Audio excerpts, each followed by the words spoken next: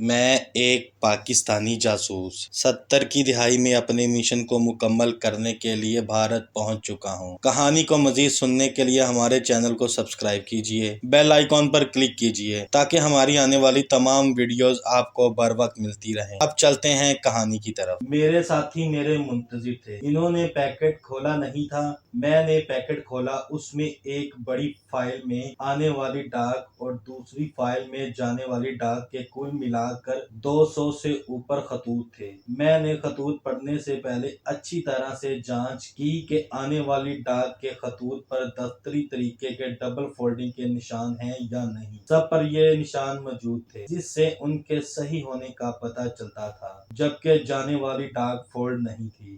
ہر خط پر top priority اور confidential کی مہر لگی ہوئی۔ جانے والی ڈاک کاربن کاپی تھی، جبکہ آنے والی ڈاک اصلی خطوط پر مشتمل تھی اور ان کے لیٹر ہیڈز پر مختلف کراپس اور ڈویژن کے نشان اور نمبر چھپے ہوئے تھے، جبکہ جانے والی ڈاک پر خط بھیجنے والے افسر کا نام اور رینک دستخطوں والی جگہ کے نیچے درج تھے، اور اس کے نیچے ٹائپسٹ اور آفس سپرنٹینڈنٹ کے نام کے پہلے حروف درج تھے۔ جبکہ ہر طرح سے ڈاک کے صحیح ہونے پر مطمئن ہو گیا تو میں نے ساتھیوں کو بتایا۔ انہوں نے خوشی میں آہستہ سے نعرہ تکبیر اللہ اکبر کا نعرہ لگایا اور بڑھ بڑھ کر مجھے اس کامیابی پر مبارکباد دینے لگے۔ میں نے بھی انہیں اسی گرم جوشی سے مبارکباد دی اور کہا، ہماری اتنی بڑی کامیابی ٹیم ورک کے بغیر ممکن نہ تھی اور مبارکباد کے ہم سب برابر کے مستحق ہیں۔ حقیقتاً یہ ہماری بہت بڑی کامیابی تھی۔ ہم آرمی ہیڈ کوارٹر میں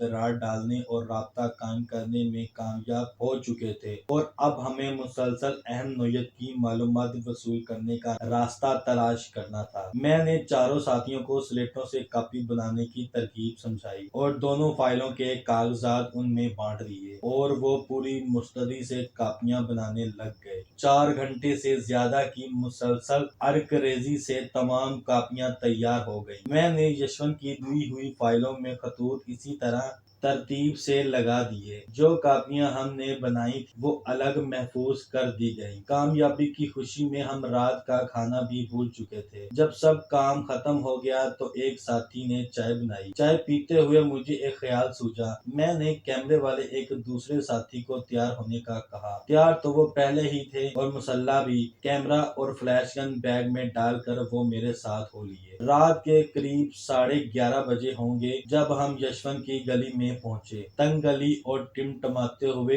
1-2 سرکاری بلب گلی کا اندھیرا دور کرنے کی ناکام کوشش کر رہے تھے۔ میں نے کیمرے والے ساتھی سے کہا کہ یشونت کے گھر کے دروازے کے باہر میری اور یشونت کی ایسے پوز میں تصویر اتارے کہ میری پشت اور یشونت کا چہرہ اور میں فائلیں اس سے دیتے ہوئے اسی طرح پکڑوں گا کہ فائل کور اور اس پر لکھا ہوا صاف پڑھا جائے۔ دراصل ساتھیوں کے گھر چائے پیتے ہوئے میرا خیال اچانک ایک فائل کور پر گیا۔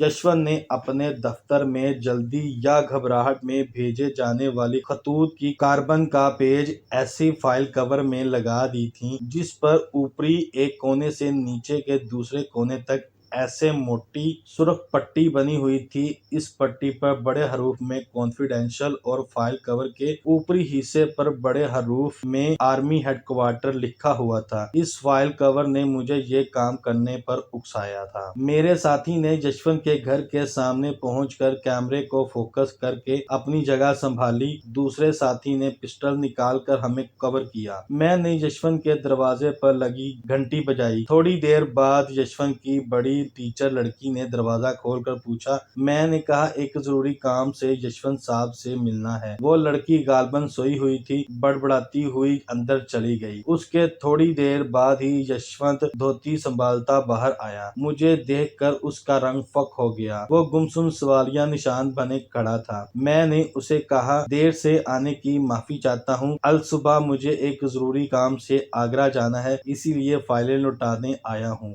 یہ کہتے کہتے मैं ने सुर्ख पट्टी वाली फाइल पैकेट से निकाली और यशवंत के हाथ में देते हुए कहा, आपका ताउन हमें बर वक्त मिलता रहे तो आपको हमारी तरफ से कोई परेशानी नहीं होगी। ठीक उसी वक्त फ्लैश लाइट चमकी, यशवंत के मुंह से बेअख्तियार चीख निकली और वो उछल पड़ा। मैंने यशवंत के कंधे पर हाथ रखकर उसे दिलासा दिया और वो बार बार मेरे कैमरे वाले साथी की जानब इशारा कर रहा था, जो तस्वीर उतारते ही तेज कदमों से सड़क की दूसरी तरफ चला गया था और सिर्फ उसका साया ही दिखाई दे रहा था। मैंने दूसरी फाइल और पैकेट यशवंत के हाथ में देते हुए कहा, कोई बात नहीं, अपना ही आदमी था। यशवंत ने घबराहट में अटकते अटकते कहा, उसने तस्वीर उतारी है। मैंने मुस्कुराते हुए जवाब दिया, हाँ उसने तस्वीर उतारी है, सिर्फ हमारे ताउन को मजबूत बनाने के लिए। यशवंत के साथ गुज़श्ता 30 घंटों में जो कुछ हुआ था उससे उसकी हालत गैर हो चुकी थी। वो सर झुकाए, निगाहें अपने पांव पर जुमाए खामोश खड़ा था। मैंने उसे कहा, परसों शाम 7 बजे सराय बैरम खां के उसी होटल में आपका मुंतजिर हूँगा।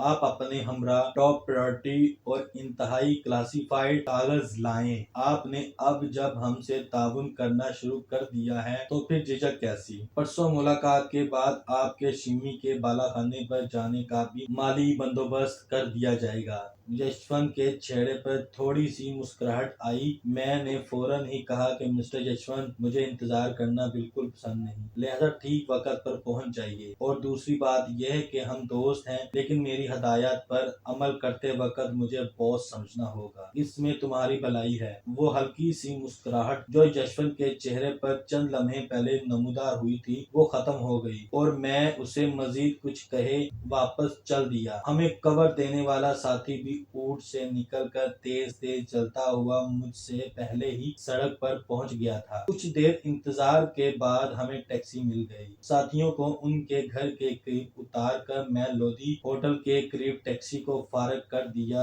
और टहलते हुए होटल जा पहुंचा। अपने मिशन में कामयाबी के बाद मेरी सारी बेचैनी और थकन दूर हो चुकी। होटल लाउंज में कुछ देर बैठने के बाद मैं अपने कमरे में चला आया और इस मिशन में कामयाबी के बाद उसके तसलसल और राब्ते के मुख्तलिफ जरा के मुतल्लक सोचता हुआ सो गया। अगले रोज सुबह ही मैं अपने साथियों के घर चला गया और वायरलेस पर कोड पैगाम लाहौर भेजा कि इस बार भी 2 कोरियर को भेजा जाए। आर्मी हेडक्वार्टर में राब्ता पैदा कर लिया गया है और अहम कागजात की कॉपियां भी भेजनी है। अगर मुमकिन हो तो ऐसा हसास कैमरा भेजा जाए जिससे कागजात की तस्वीरें उतारी जा सके। कैमरे के लिए फालतू फिल्में भी खासी तादाद में भेजी जाएं। ये पैगाम भेजने के बाद मैंने स्वीपर के पीछे लगाए हुए दोनों साथियों से कहा कि अब जब यशवंत हमारे काबू में है तो हमें स्वीपर्स को जल्द अज जल्द अपने साथ काम करने पर राजी करना होगा। यशवंत हमें सिर्फ कॉपिंग ऑफिस में मौजूद कागजात ही मुहैया कर सकता है, जबकि हेडक्वार्टर में जनरल और दूसरे सीनियर अफसरान के कमरों तक उसकी रसाई नहीं। वहाँ सिर्फ स्वीपर्स ही दफ्तरी औकात के बाद सफाई के लिए जाते हैं और उनके जरिए ही उनके लिखे हुए नोट, जिन्हें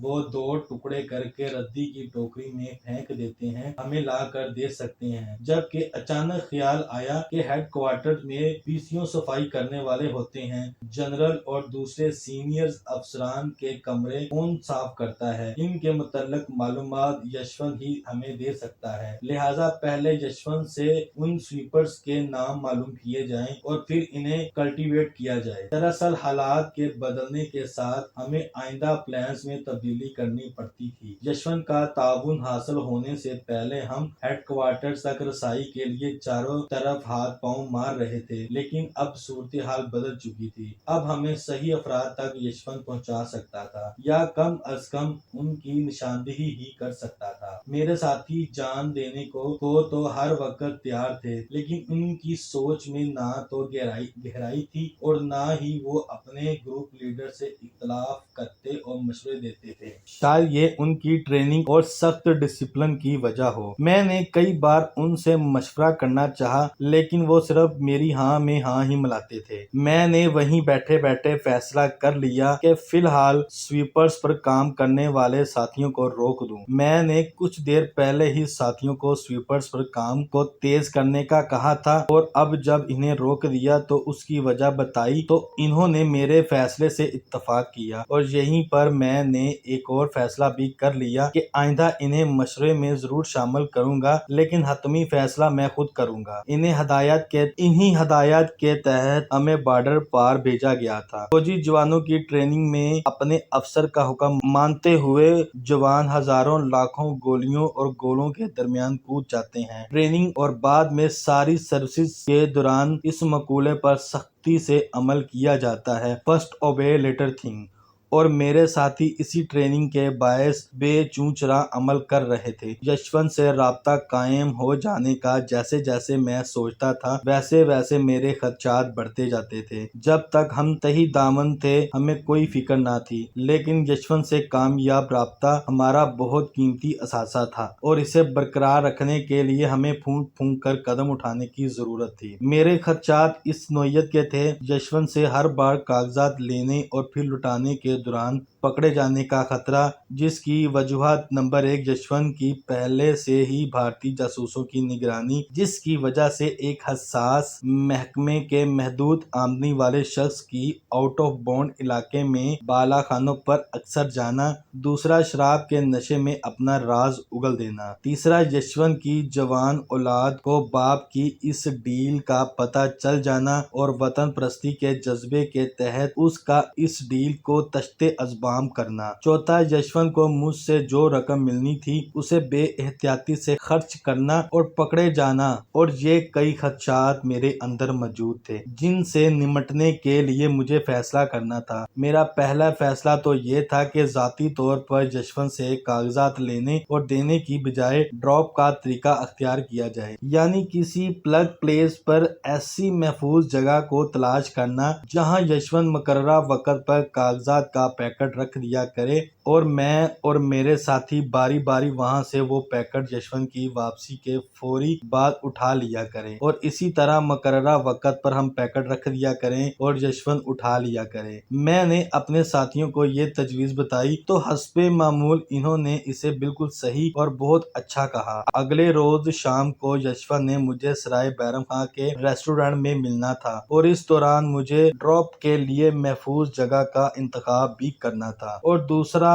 مجھے اب خاصی رقم کی ضرورت تھی تاکہ یشونت کو روپیوں کی نکیل ڈالے رکھوں۔ ایسی اشد ضرورت کے وقت مجھے اپنے ہمدردوں سے رابطہ کرنے کی اجازت تھی۔ میں ساتھیوں سے رخصت ہو کر کپڑے کی مارکیٹ، جس کا میں نام نہیں لے سکتا، وہاں پہنچا۔ دلی پہنچتے ہی میں شروع کے دنوں میں اپنے ہمدردوں کے ٹھکانے دیکھ چکا تھا تاکہ باوقت ضرورت تلاش کرنے میں دقت نہ ہو۔ میں مارکیٹ میں ایک ہمدرد کی دکان پر گیا۔ میں نے چٹ پر رقم اور اپنا کوڈ نمبر لکھ کر رکھا تھا۔ یہ تھوک کپڑے کی مارکیٹ تھی۔ مجھے دکان مالک کا حلیہ اور شناخت نام پہلے ہی بتا دیا گیا تھا، پھر بھی تسلی کے لیے میں نے دکان کے مالک کا پوچھا۔ دکاندار دکان کے اندر ایک کیبن میں بیٹھا ہوا تھا۔ میں اس کے پاس گیا اور رسمی گفتگو کے بعد میں نے شناختی نام لیا۔ وہ ایک دم چونک اٹھا اور کہا، فرمائیے کیا حکم ہے؟ میں نے چٹ اس کے ہاتھ میں تھما دی۔ چٹ پڑھتے ہی اس نے ایک ڈائری نکالی، شاید اس میں میرا کوڈ اور حلیہ درج تھا۔ اس نے چٹ ڈائری میں رکھ لی اور دراز کھول کر 20,000 روپے مجھے دے دیے، اور میں فوراً ہی شکریہ ادا کر کے دکان سے باہر آ گیا۔ شاید پہلے بھی کہیں عرض کر چکا ہوں کہ ان ہمدردوں کو ہمارا محکمہ غیر ملکی کرنسی میں